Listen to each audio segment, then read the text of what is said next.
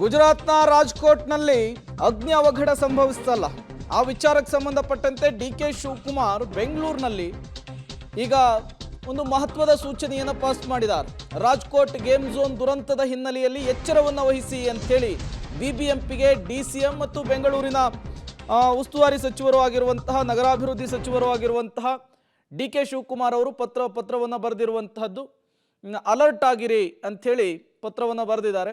ಯಾವುದೇ ಕಾರಣಕ್ಕೂ ಈ ರೀತಿಯ ಘಟನೆಗಳು ಬೆಂಗಳೂರಿನಲ್ಲಿ ಆಗಬಾರ್ದು, ಮುಂಜಾಗ್ರತಾ ಕ್ರಮವನ್ನು ವಹಿಸಿ ಅಂಥೇಳಿ ಗೇಮ್ ಝೋನ್ಗಳಲ್ಲಿ ಅಗತ್ಯ ಕ್ರಮವನ್ನು ವಹಿಸಬೇಕು ಅನ್ನುವಂತಹ ಸೂಚನೆಯನ್ನು ಕೂಡ ಪತ್ರದ ಮೂಲಕ ಡಿಸಿಎಂ ಡಿ.ಕೆ. ಶಿವಕುಮಾರ್ ಅವರು ಪಾಸ್ ಮಾಡಿರುವಂಥದ್ದು.